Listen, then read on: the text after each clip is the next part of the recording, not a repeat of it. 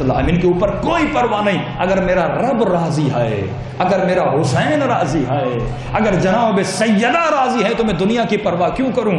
آج ہم دنیا کی خاطر اپنے مولا کو بھلا دیتے ہیں. عزیزو، ایران کا ایک شخص تھا جس کا نام تھا قاسم.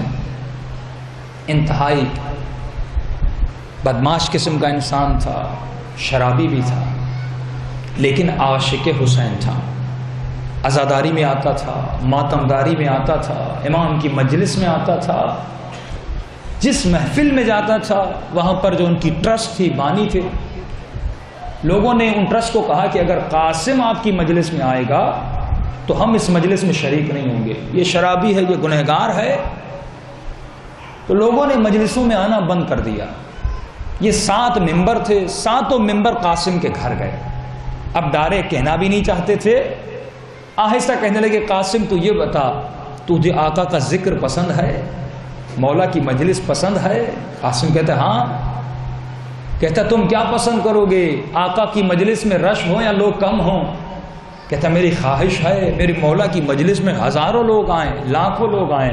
کہ قاسم یہ بتا، اگر کسی کی وجہ سے مجلس حسین میں رش کم ہو جائے، لوگ آنا بند کر دے، اس شخص کو کیا کرنا چاہیے؟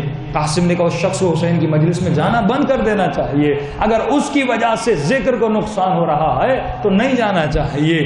آخر میں کہنے لگے قاسم لوگ شکایتیں کر رہے ہیں، کہہ رہے ہیں اگر تو مجلس میں آئے گا تو ہم حسین کی مجلس میں نہیں آئیں گے. ایک مرتبہ آنکھوں سے آنسو آتے ہیں، کہتا ہے اگر حسین کا ذکر میری وجہ سے ٹوٹتا ہے تو میں آج کے بعد مجلس میں نہیں آؤں گا. کہ پہلی محرم کا چاند دکھا، اس کے ننھے سے بچوں نے کالے کپڑے پہنے، کہ بابا مجلس میں چلیں. بچوں سے کیا کہتا؟ کہتا آپ حسین کی مجلس میں جاؤ، میں بعد میں آتا ہوں. فرماتے جب بچے چلے گئے، قاسم اپنے گھر کے تہ خانے میں جا کر رو رو کے کہنے لگا آقا لوگ مجھے تیرے ذکر میں نہیں آنے دیتے، لوگ مجھے تیرا ذکر نہیں کرنے دیتے. فرماتے 7 دن گزر گئے، قاسم اپنے تہ خانے میں جا کر حسین کا غم مناتا تھا. 7 دن کے بعد ان 7 ممبروں میں سے جنہوں نے اس کو آنے سے منع کیا تھا، ایک ممبر نے خواب میں امام حسین کو دیکھا.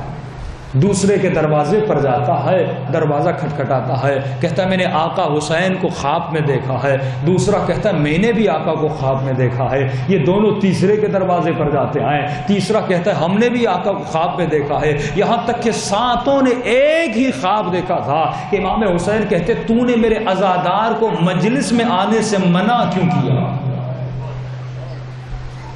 یہ ہماری مرضی ہے، ہم کسی سے راضی ہیں یا کسی، تمہیں حق نہیں پہنچتا کسی کو مجلس میں آنے سے منع کرو. یہ 7 جاتے ہیں قاسم کے دروازے پر. فرماتے جیسے دروازہ کھٹکھٹایا، انہوں نے کہا قاسم تجھے بشارت ہو، ہم نے آقا حسین کو خواب میں دیکھا ہے. قاسم بھی رو کے کہتا ہے کہ کل حسین میرے خواب میں آئے تھے اور مجھے کہنے لگے جب یہ 7 تیرے دروازے پر آئیں قاسم ان کو معاف کر دینا، ان کو اپنے درداوا سے پلٹانا نہیں. لیکن ایک مرتبہ رو کے کہتا ہے میرے آقا حسین نے کہا قاسم تو شراب پی کر ہمیں تکلیف کیوں دیتا ہے، تو گناہ کر کے ہمیں تکلیف کیوں دیتا ہے، تو نافرمانیاں کر کر ہمیں تکلیف کیوں دیتا ہے. قاسم کہتا ہے ایک مرتبہ میں نے اپنے آقا کو کہا مولا اگر میرے گناہوں سے آپ کو تکلیف پہنچتی ہے واللہ آج کے بعد میں ایسا کام نہیں کروں گا. مجھے پتا نہیں تھا کہ میرے عمل سے میرے حسین کو اتنی تکلیف پہنچتی ہے. یہ 7 ممبر کہتے ہیں کہ قاسم اتنا رویا کہ وہیں پر اس کا دم ٹوٹ گیا.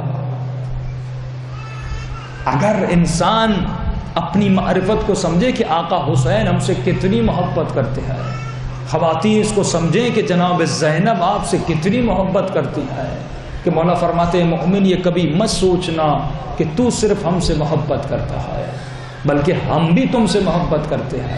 سعودی عرب میں ہمارے ایک شیعہ جیل میں چلے گئے تھے. کراچی کا واقعہ بتا رہا ہوں. قبلہ مولانا فاضل موسوی صاحب اس وقت باب العلم میں امام جمعہ ہوتے تھے، تو لوگ ان کی فیملی ان کے پاس آئی کہ قبلہ ہمارے والد کو سعودی میں پکڑ لیا گیا ہے، کسی دھوکے میں کسی نے ہیروئن ان کی بیگ میں ڈال دی ہے، پکڑ لیا گیا ہے، آپ دعا فرمائیے وہ کس طرح آزاد ہوں. تو قبلہ ایک نسخہ بتاتے ہیں جو معصومین کا بھی نسخہ ہے. فرماتے ہیں